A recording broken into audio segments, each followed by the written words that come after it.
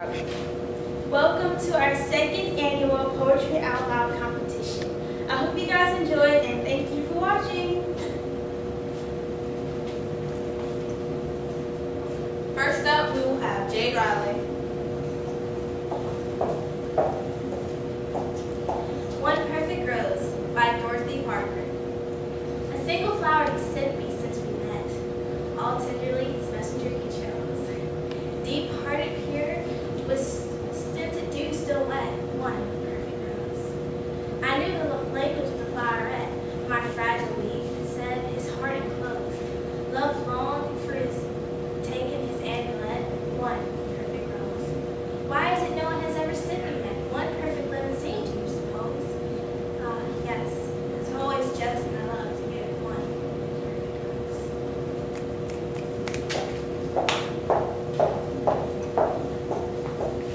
Next up, we will have Jonah Rudkin. The Charge of the Light Brigade by Lord Alfred Tennyson.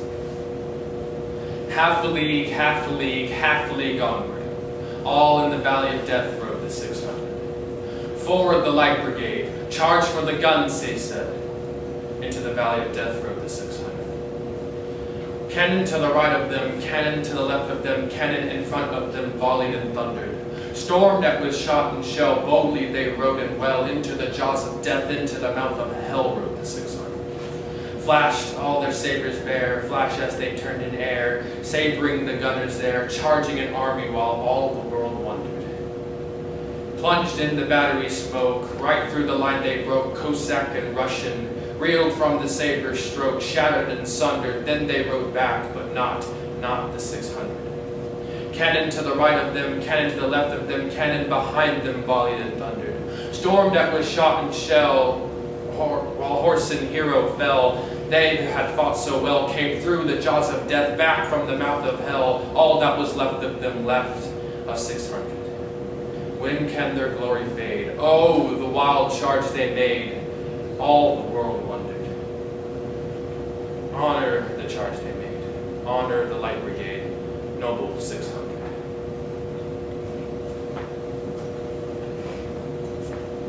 Next up, we will have Zoe Farrell. Alone by Edgar Allan Poe. From childhood hour I have not been as others were. I have not seen as others saw. I could not bring my passion from a common spring. From the same source I have not taken. My sorrow I could not awaken. My heart to joy at the same tone, and all I loved alone. Then, in my childhood, in the dawn of a most stormy life was drawn. From every depth of good and ill, the mystery which binds me still.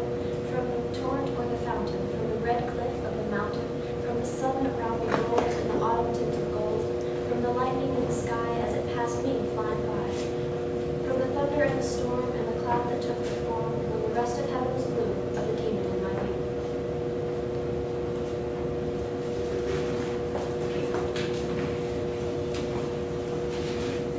Next up, we will have Elizabeth Jones.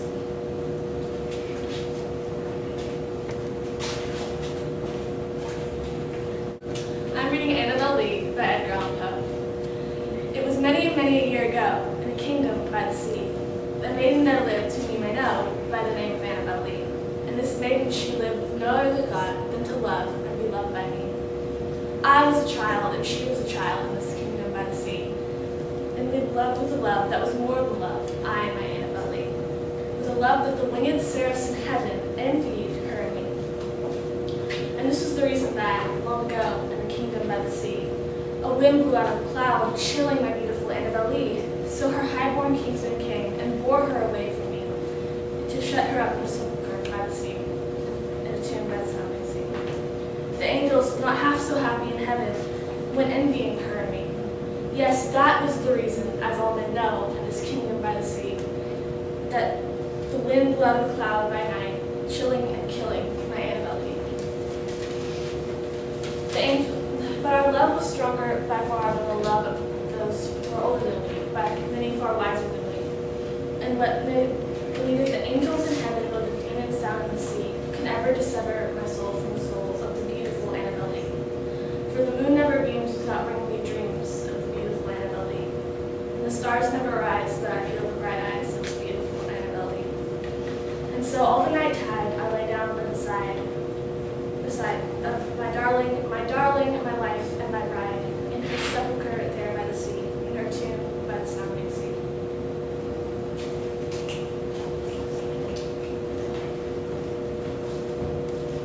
Next we have Tatiana Joey.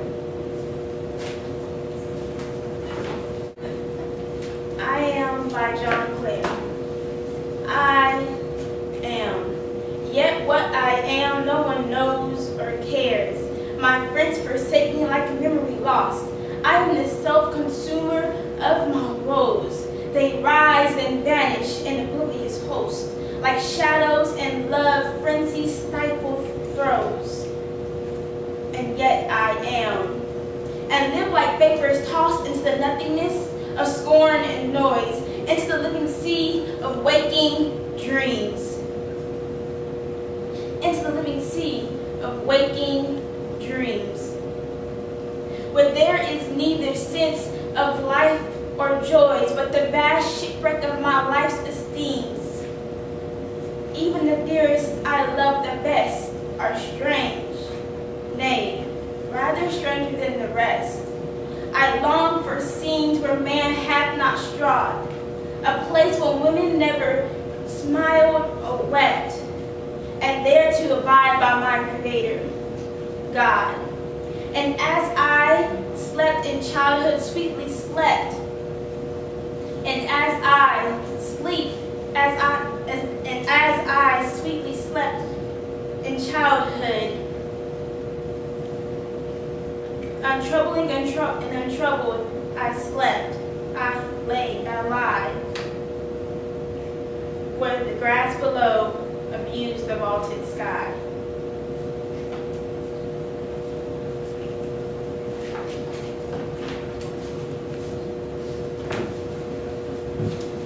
Next we have Taylor Farmer. Harlem by Langston Hughes. What happened to a dream deferred? Does it drop like a raisin in the sun, or fester like a sword, and then run? Does it stink like rotten meat, or crust the sugar over like a syrup sweet? Maybe it just sags like a heavy load, or does it explode?